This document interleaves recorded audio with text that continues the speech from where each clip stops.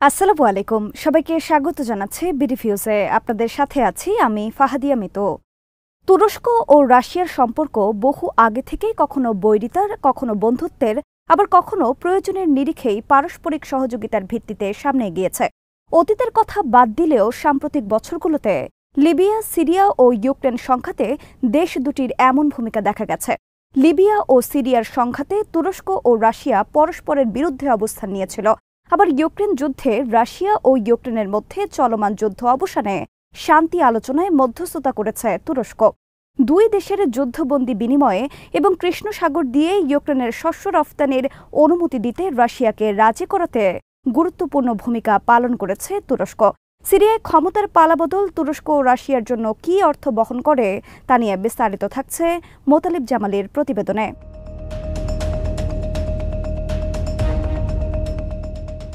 সিরিয়ায় ২০১১ সালে সরকার বিরোধী গণ আন্দোলনের শুরু থেকেই ও পরে গৃহযুদ্ধে বিদ্রোহীদের সমর্থন দিয়েছে তুরস্ক।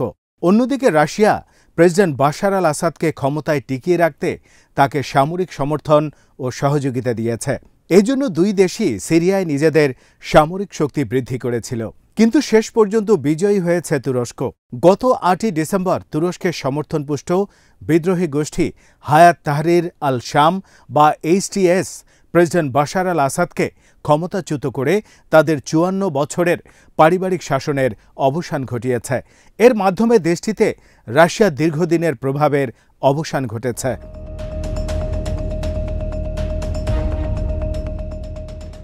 প্রেসিডেন্ট বাশার আল আসাদের পতনের পর সিরিয়ায় মোতায়েন থাকা সেনা সদস্যদের প্রত্যাহার করে নিতে রাশিয়া তুরস্কের সহযোগিতা চেয়েছে বলে সম্প্রতি বিভিন্ন মিডিয়ায় প্রকাশিত খবরে বলা হয়েছে।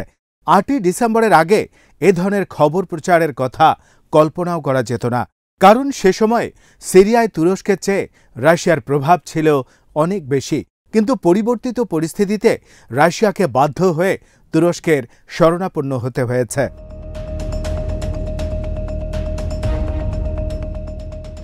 সম্প্রতি সংবাদ মাধ্যম CNN তুর্ক ও দ্য নিউ আরবে প্রকাশিত প্রতিবেদনে বলা হয়েছে, সিরিয়ার কুর্দি জনগোষ্ঠী অধ্যুষিত উত্তর পূর্বাঞ্চল এবং কেন্দ্রীয় মরুভূমি অঞ্চল সহ দেশটির বিভিন্ন এলাকায় মোতায়েন করা রুশ সেনাদেরকে লাতাকিয়া প্রদেশে অবস্থিত রুশ সামরিক ঘাঁটিগুলোতে ফিরিয়ে আনা হয়েছে।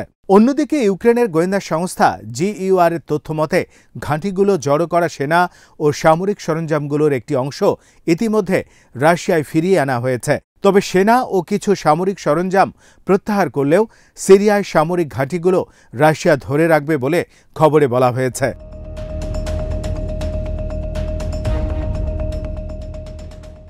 স্থানীয় যুদ্ধ পর্যবেক্ষক সংস্থা আবু আমিন অবজারভেটরি জানিয়েছে, হামিমিম বিমান ঘাঁটি ও তারতুসের নৌঘাঁটি দুটির ভাগ্যে কী ঘটবে তা এখনই নিশ্চিত করে বলা সম্ভব নয়।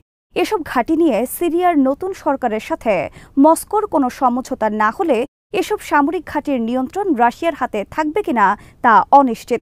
এক্ষেত্রে তুরস্কের গুরুত্বপূর্ণ ভূমিকা থাকবে বলে মনে করেন বিশ্লেষকরা, আর এ কারণেই তুরস্কের সহযোগিতা চেয়েছে মস্কো।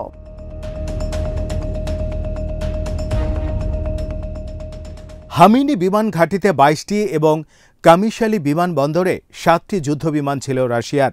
এগুলো দিয়েই গত কয়েক বছর ধরে বিরোধীদের উপর হামলা করেছে রুশ বাহিনী।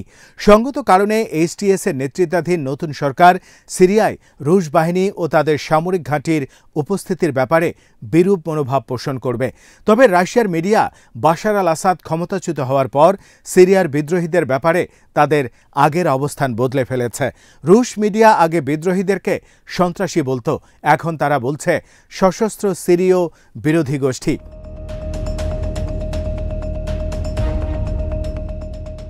সিরিয়ার বিদ্রোহী নেতা আহমদ আল শারাহ বা আবু মোহাম্মদ আল জোলানি রাশিয়ার ঘাঁটিগুলোর দীর্ঘমেয়াদী ভবিষ্যৎ কিভাবে বিবেচনা করবেন তা এখনও জানা যায়নি। তবে রাশিয়ার উপস্থিতি তার পক্ষে ইতিবাচকভাবে নেওয়া সম্ভব হবে না।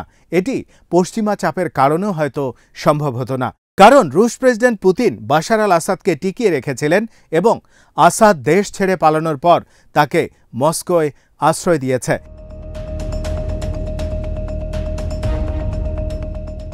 প্রেসিডেন্ট বাশার আল আসাদের পতনের আগে ও পরে সিরিয়ায় রাশিয়া ও তুরস্কের ক্ষমতার ভারসাম্য চিত্র পুরোপুরি বদলে গেছে। বাশারের পতনের আগে রাশিয়া, ইরান ও লেবাননের সশস্ত্র গোষ্ঠী হিজবুল্লাহকে সাথে নিয়ে সিরিয়ার সরকার বিরোধীদের উপর হামলা চালিয়েছে। দেশটিতে সরকার পরিবর্তনের তুরস্কের চেষ্টায় তারা সম্মিলিতভাবে বাধা দিয়েছে। কিন্তু 8ই ডিসেম্বর বাশার আল আসাদ পতনের পরে সিরিয়ায় তুরস্কের কথাই আইন। প্রেসিডেন্ট রিসেপ তাইপ এরদোয়ানের ইচ্ছা অনুযায়ী দেশটিতে সবকিছু হবে বলে মনে করেন বিশ্লেষক ও পর্যবেক্ষক মহল।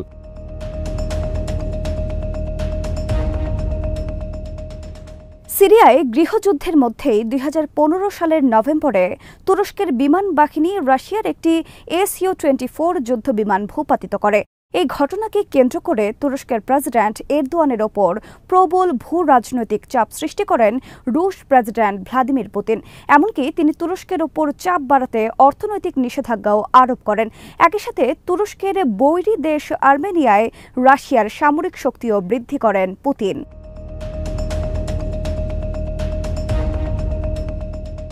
রাশিয়ার পদক্ষেপ প্রেসিডেন্ট এরদোয়ান ও তুরস্কের নীতি নির্ধারকদেরকে চিন্তিত করে তোলে, কারণ রাশিয়ার মোকাবেলায় পশ্চিমা মিত্রদের উপরও ততটা আস্থা রাখতে পারছিল না তুরস্ক। কারণ তুরস্ক বিচ্ছিন্নতাবাদী গোষ্ঠী পিকেকে এর সিরীয় শাখা ওয়াইপিজির সাথে গাঁটছড়া বেঁধেছিল যুক্তরাষ্ট্র। সিরিয়ায় অবস্থিত মার্কিন বাহিনী দেশটিতে ইসলামিক স্টেট জঙ্গিদেরকে দমনের নামে কুর্দিদের সাথে জোট করে তাদেরকে বিপুল সামরিক সহায়তা দিয়েছে। আর এসব সমরাস্ত্র দিয়েই কুর্দি বিচ্ছিন্নতাবাদীরা সিরীয় সীমান্তবর্তী তুর্কি অঞ্চলে হামলা চালিয়ে আসছিল।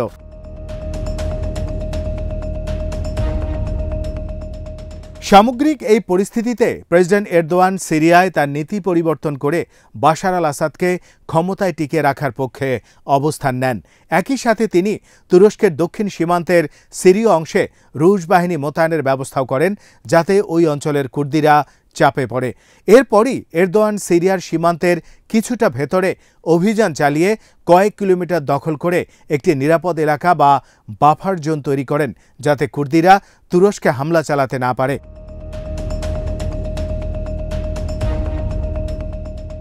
এরপর প্রেসিডেন্ট এরদোয়ান সিরিয়ার সংকটের একটি শান্তিপূর্ণ সমাধানের জন্য রাশিয়া ও ইরানকে সাথে নিয়ে 2016 সালের প্রেসিডেন্ট বাশার আল আসাদ ও বিদ্রোহী গোষ্ঠীগুলোর মধ্যে সমঝোতা চুক্তি স্বাক্ষরে গুরুত্বপূর্ণ ভূমিকা পালন করেন, যা আস্তানা চুক্তি নামে পরিচিত। এই চুক্তির পর থেকেই সিরিয়ায় সংঘাত অনেকটাই থেমে যায়। ধীরে ধীরে পরিস্থিতি শান্ত হয়ে আসে।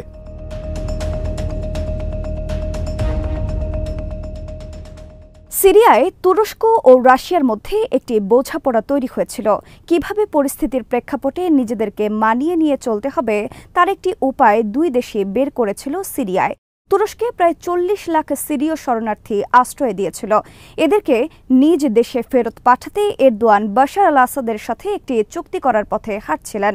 প্রেসিডেন্ট পুতিন তার ওই উদ্যোগে সমর্থন জানিয়ে বাশার আল আসাদকে বলেন তুরস্কের সাথে সমঝোতায় পৌঁছাতে।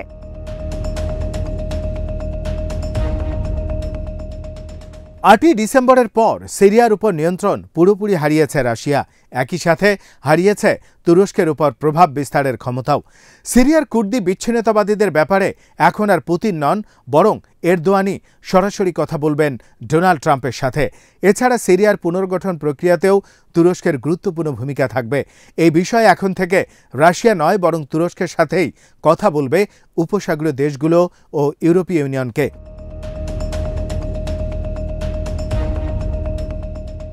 থিঙ্ক ট্যাঙ্ক কার্নেগি রাশিয়ার ইউরেশিয়া সেন্টারের পরিচালক আলেকজান্ডার গাবুয়েভ মস্কো টাইমসকে বলেছেন, সিরিয়া হাতছাড়া হওয়া রাশিয়ার আফ্রিকা কোরে ও ভূমধ্যসাগরীয় অঞ্চলে উপস্থিতির ক্ষেত্রে বিরূপ প্রভাব ফেলবে। এখন সবকিছুই ভেঙে পড়তে পারে। তবে সিরিয়ার বিকল্প হতে পারে আলজেরিয়া, কিন্তু তারপরও আগামীতে রাশিয়ার জন্য সবকিছুই অনেক বেশি জটিল হয়ে উঠবে।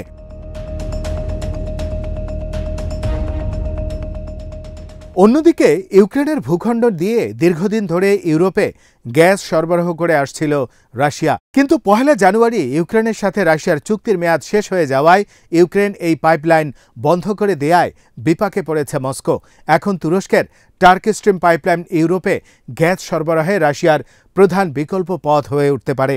রাশিয়া এই পাইপলাইন ব্যবহার করতে চাইলেও তুরস্ক সুযোগ কাজে লাগিয়ে নানা শর্ত জুড়ে দিতে পারে বলে মনে করেন বিশ্লেষকরা। তাদের মতে সময় এখন তুরস্কের অনুকূলে। পুতিন নন, প্রেসিডেন্ট এরদোয়ানই এখন চালকের আসনে।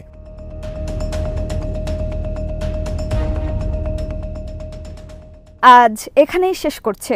সবাই ভালো থাকুন, সুস্থ থাকুন আর দেখতে থাকুন বিডিভিউজ। চ্যানেলটি ভালো লাগলে সাবস্ক্রাইব করুন, সংযুক্ত থাকুন আমাদের ফেসবুক পেজে। আল্লাহ হাফেজ।